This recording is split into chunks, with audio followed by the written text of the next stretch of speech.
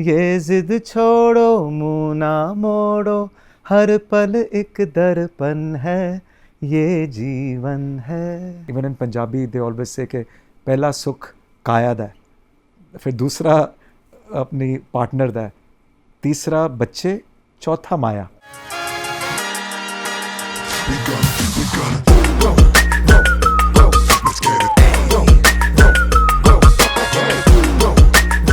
Hello and welcome to another episode of Beyond the Boardroom. I'm Tajesh Singh, and with me today is Mr. Ajay Bijli, Managing Director, PVR-INOX.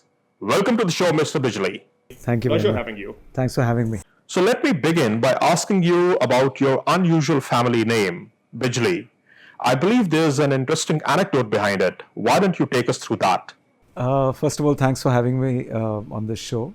My grandfather, his name was Lala Sai Das Mehra. I've been told by my mother, and I was also told by my father, that he was very active in the freedom struggle that was happening at that time.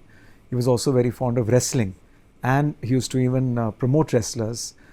So putting all these things two together, he got an alias of Bijli. So then he was called Lala Sai Das Bijli Pahalwan. And then my father, he liked the name Bijli because he was also Krishan Mohan Mehra earlier. And then when the name Bijli resonated with him, so he re-christened his name to Krishan Mohan Bijli. So that since then, of course, we've been carrying the surname Bijli, which is unusual. I've been hearing too many jokes in my school and my college about that. It put a lot of pressure on me when I used to play basketball because they thought Bijli meant lightning and therefore I had to run faster. So I've been living with this for some time. But is there a specific reason why your grandfather chose Bijli as the surname?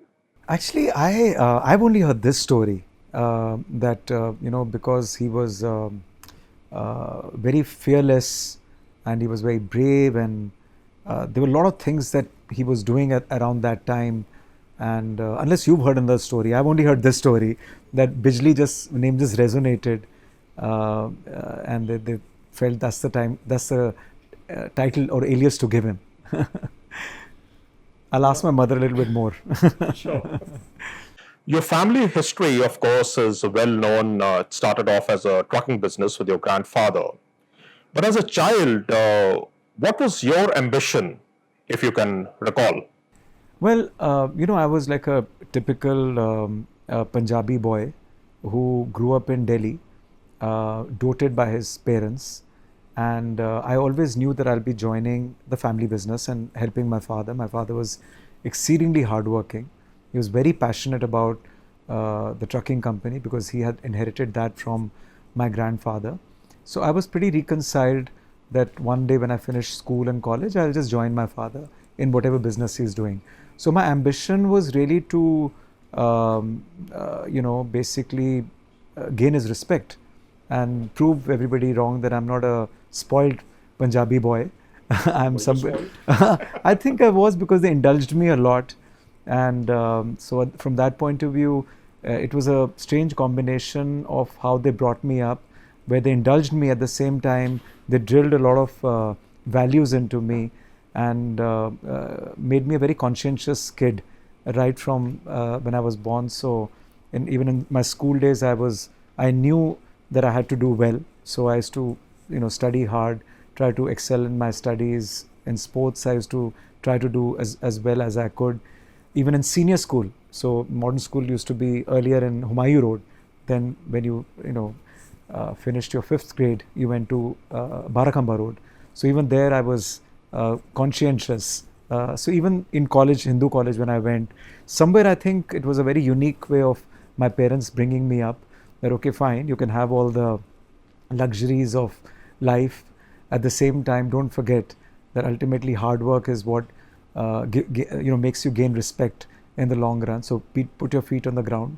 In Punjabi, my mom always said that jinne ped lagde ne onna ped, jinne phal lagde ne onna ped chukda hai.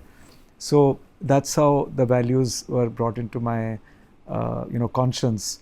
So I think literally this, that I don't want to let my parents down. whatever business my father is doing, whether it's transport, it just so happened that he had a cinema called Priya in 1978. But whichever business, whichever field he puts me in, I should not let him down, and I should try to do a good job of it. That was my only ambition, to prove my father that I'm not somebody who's going to let him down. You also mentioned at times that all you wanted was not to be an embarrassment to your family. Why was this thought in your head? No, I think everybody who basically has this is in the shadow of a grandfather who's been very successful and very known. You're under the shadow of your father who's been very successful. You always have this pressure to also live up to the expectations of your lineage. Especially as the eldest son. Yeah, so only from that point of view, maybe I use that word embarrassment is a exaggeration, but the idea was not to do well in life and to be as successful as my grandfather and father were. I think that was my only agenda in life. Priya, of course, was acquired through arbitration in 1978, if I recall correctly. And of course, in the initial years, it had a very different reputation for the kind of movies that were shown. And you also mentioned that you were not really passionate about movies earlier on. So, what really changed, and when did you first realize that this is the business that you want to be in? I think, first of all, Dad was very into arbitration, and I think this is what, again, the folklore is, or what my mother has told me, is that 6-7 people had bought it, and ultimately they had to, they came to my father to settle their disputes, and he felt that the only way this dispute can get settled is if he buys everybody's shares. And at that time, having a cinema of any family in Delhi was like a big thing, because there was no video, there was no VHS or anything like that. It was a very good form of entertainment. So we used to all go on the weekends. We used to live in Rohtak Road, and this cinema was in Vasant Vihar, still is in Vasant Vihar. So it was quite like a trek to come all the way, but it was always like a very good family outing. So my affinity towards cinema was only as a place where I could go in the morning and come back and watch the same movie also, maybe at times, over and over again, and in the box sit and have Indian food, a lot of butter chicken, this and that, just have fun. It was like a picnic. So it was never ever in my conscience that I'll end up creating this into a business. But it happened by default, because I struggled in the trucking company for 2 years when I finished college in 1988 up to 1990 before I got married. I struggled. I said, oh, if this is something I'm not able to do very well, then let me look at what other business the family has got, and that was Priya. So I said, wow, this doesn't look like a bad opportunity, because there are cinemas in the vicinity called Archana. There's a cinema called Chanakya, and they're showing Hollywood movies and they're doing well. Maybe there is another opportunity for another Hollywood cinema to exist, because 72 cinemas were there in Delhi at that time. Only 2 were showing Hollywood films, and there was a huge backlog of Hollywood films. So I think that is what made me get attracted to it, rather than any like mad passion about movies or mad passion about how to make the facilities very good. That came on later on, when some of my experiments worked. I believe 1990 is when you started off with the renovation project of Priya Cinema, and that is also the year when you got married. So, what was more tough, a new marriage or a new project? Marriage or redevelopment? Well, at that time, 1990, both of us were 23 years old, me and Selena, and we got married the same age. And let me just first digress a little bit about how that played an important role, because when we went, I first saw a multiplex in Orlando during our honeymoon, and so that was another inspiration to come back home and then renovate Priya. So I think that was a pivotal moment as well, because I was from 1990, 88 to 90, I was still very confused about what I want to do. Now that I'm married, I've got more responsibility, whether I should go back to the trucking company, or should I, do something to Priya. What should I be doing? So that was a big eureka moment for me, where I suddenly got married also. I was settled from that point of view, but from a business perspective also, suddenly I saw what my calling is, to look at cinema as a career. So how did your wife react? No, she was happy. Obviously. No, she was happy that obviously any wife would like her husband to be settled in his mind about what journey he wants to embark on upon. So she was quite happy that Ajay knows what he wants to do, and but obviously everybody was confused that why am I, the main business is trucking. I'm leaving that and then pursuing a small, venture, and everybody still felt it was a hobby for me. Because at that time there were other impediments, like entertainment tax was very high in India, the video boom was at its peak, and also the tickets were controlled. So all those impediments were also there. But somehow, when you want to do something, you don't look at these things. You're so driven by what you want to achieve that you said, "Nahi, I thought maybe decontrol will happen," because there was a very strong cinema lobby called NAMPE, National Association of Motion Picture Exhibitors of Delhi. They were in any case talking to Sheila Dikshit that tickets should be decontrolled to a certain extent. Why should you have an artificial ceiling over ticket prices where all other inflationary costs are still happening? Your rent is going up, your salaries of minimum wages are going up, electricity and utilities costs are going up. Then why should you be having this ceiling? So I thought maybe these guys are so strong in their lobbying with the government that maybe this decontrol will also happen one day. Let me just at least go on this path of renovating Priya. So God was kind. By the time Priya renovated, 80% of the ticket pricing got decontrolled. Entertainment tax got rationalized a little bit. I honestly didn't know. This is where divine intervention comes in. Because if these two things had not happened, honestly, I think the business would have been a flop. The venture would have not been successful. How did your parents, especially your father, react to when you told him about taking over Priya, refurbishing it and all? My father was very supportive, very indulgent, as I said. He said, "ठीक है, मतलब you want to Priya, of course, needed to be looked after. It needed to be, as you said earlier, new movies had to come. B-grade movies have started coming. So he said, हाँ, मतलब it is a family property. Everybody knows that our name is associated with it. So it can't get completely decrepit. So from that point of view, you must take a look at it. But just bear in mind that taxes are high, ticket prices are controlled. How much you spend, just be careful of. But just spend that much management time only on that. Don't forget the main business. So of course you must look at the family property, but don't forget trucking, which is where the bread and butter comes from." So he was okay. He said, as long as you know how to balance your time, you can't neglect it either, but don't spend 90% of your time doing that. So he was okay. He was very, very, very supportive. It was incredible. But would you define yourself as a workaholic, especially in those early days? Because I recall, we of course didn't know at that time who you were, but since you have a very distinctive face, I recall seeing you in the foyer at Priya, sometimes, just hanging around, sometimes even putting up posters, if I recall correctly. No, because this was like a passion project. So I think, and that's why Selena also, my wife also supported me, because I had to go to the trucking company. I had to go to a Rivoli office in Connaught Place where Dad used to sit. I had to go to Naya Bazaar, where our main registered office of Mr. Transport Company was.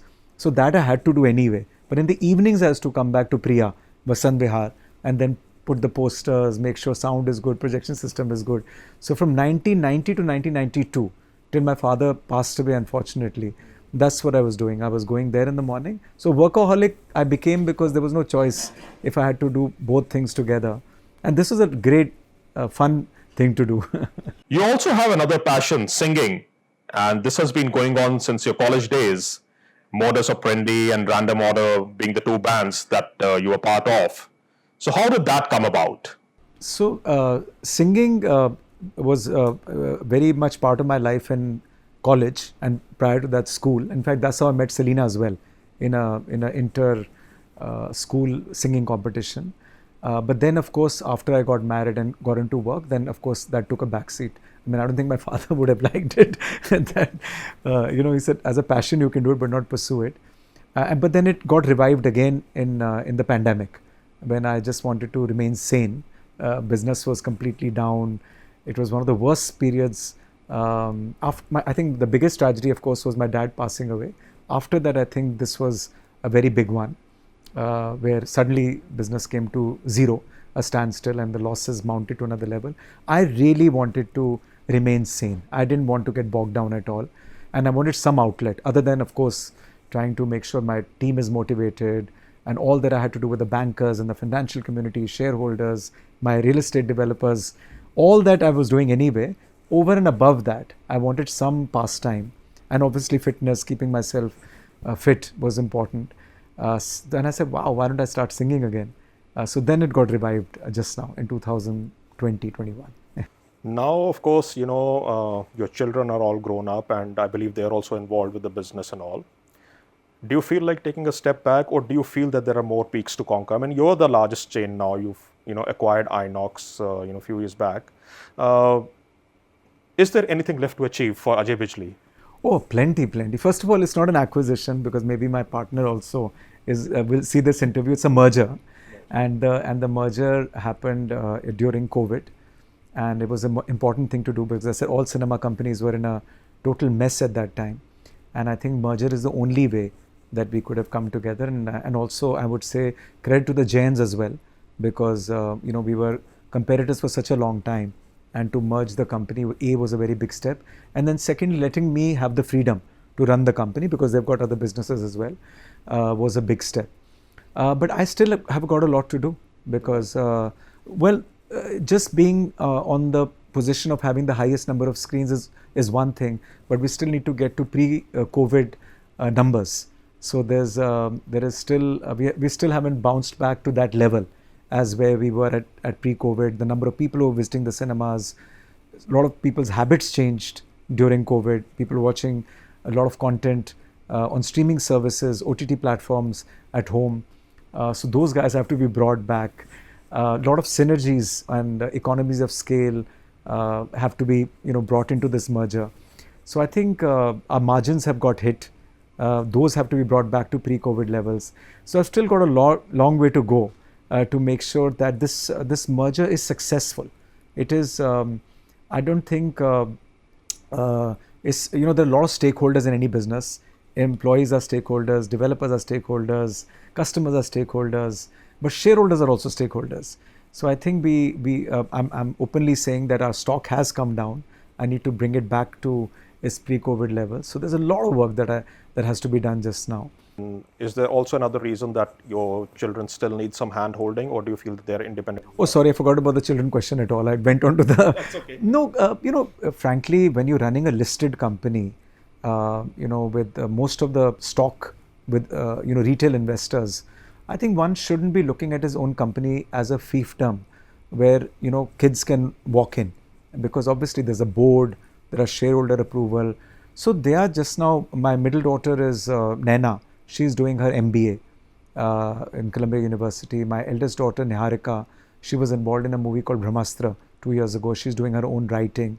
My son, Amir, is involved in the marketing of Hollywood movies and some digital play because he's 25 years old. I think they understand best. But so it's not as if, they're there to take over my mantle or anything like that. They are, PVR is such a strong magnet for the family. They've grown up. So they're working in some capacity. Naina's also, other than doing her MBA, she's also involved in the distribution business. We have very strong PVR Pictures distribution business. Niharika is doing a lot of ad films for PVR because she likes to be creative. But nobody is looking at, taking my place or anything like that, because that is for the board to decide, and that is for the shareholders to decide who's the best person to succeed after me. I also now want to take you back a little, ahead of, the PVR tie-up that happened, and then of course PVR walked away. ICICI Ventures came in. So there's this interesting anecdote about Renuka Ramnath suggesting that you should become a movie actor. Was she joking? Was she serious? Oh no. Renuka mostly is joking, especially when it comes to statements like this. So I just want to clarify that PVR is the company that we created here. Village Roadshow walked away. Right. Village, yeah. So Village is the one, not walked away. Again, they're friends of mine. But I think at that time, circumstances after 9/11 were such that because it was such a small territory for them and they were expanding everywhere, and they saw me so passionate about India and PVR, they said, okay, fine, why don't we rechristen the company from Priya Village Roadshow Limited to PVR? And that's how PVR became an acronym rather than a full form of the company. Renuka was just joking around with me. She just said, Did you for a moment consider it? never ever. Even this much camera is enough for me. She was just, because she knew I was fond of singing and I was backward integrating into movies. You know, when we made Tare Zameen Par and, Jaane Tu Jaane Na, Aisha, Shanghai. And I was fond of singing. So we did distribution, we did production. We got into content creation of, at a different level. So she said, okay, what is next, Ajay? Are you going to start acting also? Just like that. It was just a fun. So you're a singer and you obviously are passionate about basketball from your college days, as you mentioned. What other passions does Ajay Bijli have? I think my 90% of my passion is only to run the company. But yes, singing is really becoming very serious for me. I wish I could allocate more time to that because there's no end. I mean, I'm sure you're fond of music as well. The more you put in, the better you become. So that is something I feel I don't have that much time for. So that's why I have to get up very early in the morning. I get up at 5, do my riyaz. Then after today, weekends are happening, Friday, Saturday, Sunday, I meet my band. And in Priya Cinema in the basement, I've got a little jam room. Yeah. Let me shift focus to your interests now. You're nearing 60, I believe. And 3 years to go still. 3 years to Holding go. on to every single minute. But you're very fit. I must compliment you on that. No, thank you. So what's your fitness regime or mantra? Well, first of all, I must say fitness is also a relative term. It's always work in progress. But at least I try my best to maintain a certain amount of weight. And I used to joke with my friends that hairline, waistline and bottom line, these are all have to be healthy. I played sports all my life, but now I'm very scared of injury because if you play squash and badminton and whatever, it takes a toll on your body. So one is, of course, taking care, going to the gym, cardio, weight training. I think is very important because your body starts, atrophy of the body happens if you don't maintain your muscles. Yoga, but more than spending time 1 hour, 1 hour, 15 minutes, maybe 5 times a week in the gym is what happens when you step out of the gym. So I'm very careful about what I put in my mouth. Eating is important, your nutrition is important, sleep is important. But I think where I think a lot of people I find getting wrong is that they think if they can spend an hour in the gym, then they can do what the hell they feel like outside the gym. I think that's where the disaster strikes. And also it all depends on individual goals. Some people are happy with a certain amount of weight and certain amount of waistline and body fat percentage. But some people have certain goals. And then what is happening internally? You need to go for your checkups. And my wife being a doctor, even yesterday she got my blood test done and I have a appointment in Medanta 2 weeks later. So I think internally also, because you can look after COVID, it's always, a lot of, we've all had this terrible tragedies that we've heard of people who aesthetically look very good, but what's happening inside nobody knows.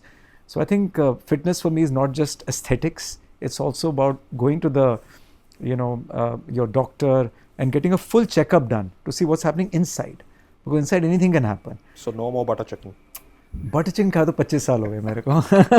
I've actually eliminated a lot of things. So because as a kid growing up in Rohtak Road, Karol Bagh, right there, butter chicken, chanas, naan, chole bhature, all that slowly I started eliminating. And then just completely finished it from my life. Tell me something. I mean, you come from a family that was financially well off. Your father had a business, a thriving business rather. So money was never something that was aspirational in a sense. So what is indulgence for you? What is luxury for you? Now or even then? I think, let's say in 1990, what was luxury for you and what is luxury now? Honestly speaking, and I don't want to sound very philosophical, luxury is time. Time, how do you spend your time? I think that's if I can spend time with my kids and my family, that is indulgence. That is what I crave for. But do 30-year-olds want to spend time with you? Well, I'm fortunate that they don't mind because they're so busy doing their own thing. But they also feel that family time. So a luxury would be like a nice holiday where I'm not looking at the phone too much and we went. My daughter turned 30, and we went to a great holiday in Italy. That was luxury. Time being spent with your family and your loved ones and your friends. Friendships are so important.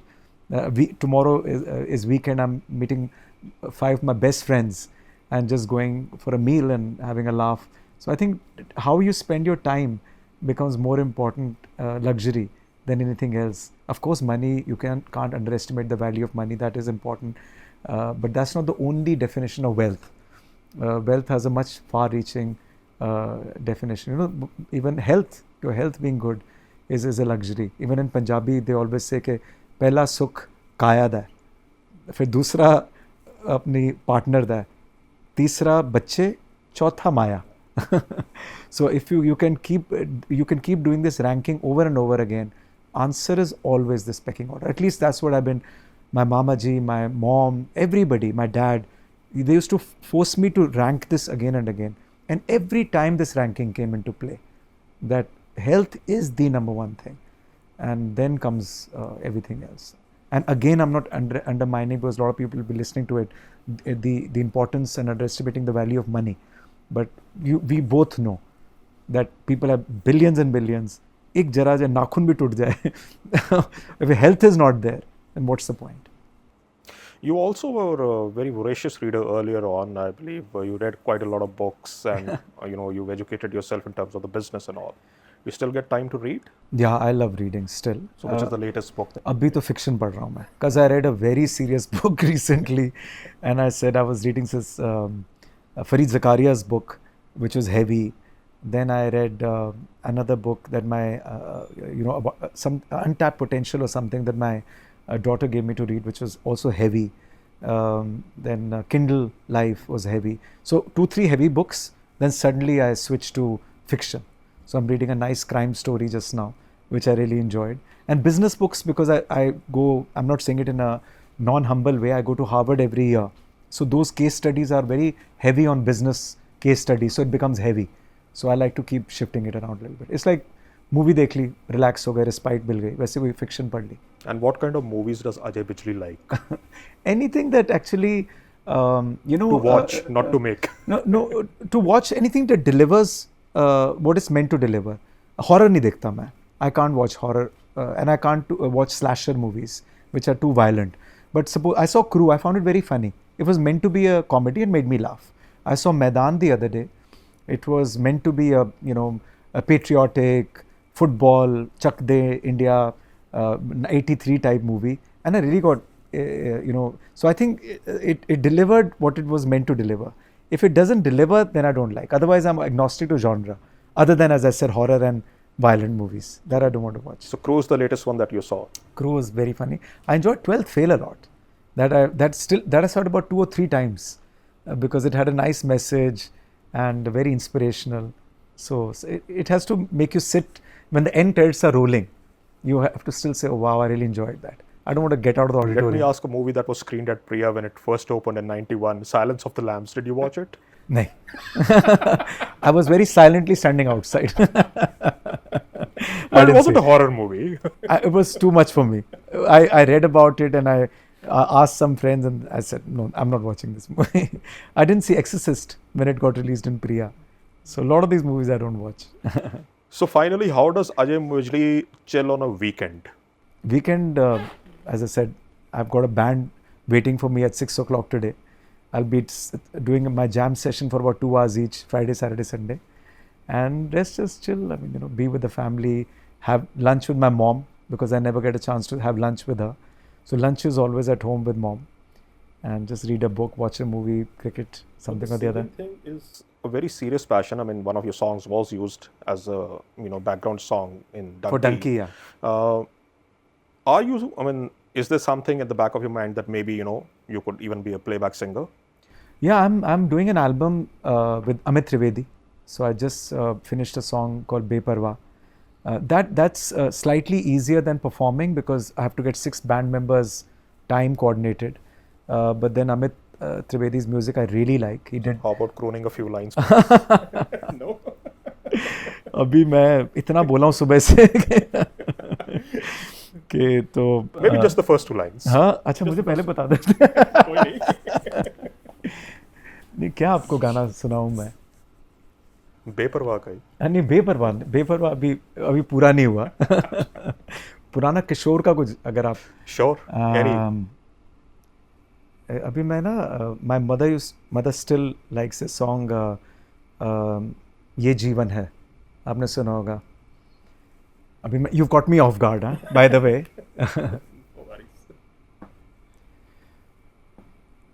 ये ना सोचो इसमें अपनी हार है कि जीत है ये ना सोचो इसमें अपनी हार है कि जीत है उससे अपना लो जो भी जीवन की रीत है ये जिद छोड़ो मुँह ना मोड़ो हर पल एक दर्पण है ये जीवन है ठीक है इतना ही So on that musical note, Ajay, thank you so much for your time. Thanks. It's been an absolute pleasure having Thank you you. for having me. Thanks. So that was Ajay Bijli, Managing Director of PVR-INOX. We'll be back again with another episode of Beyond the Boardroom. Keep watching. Thank you.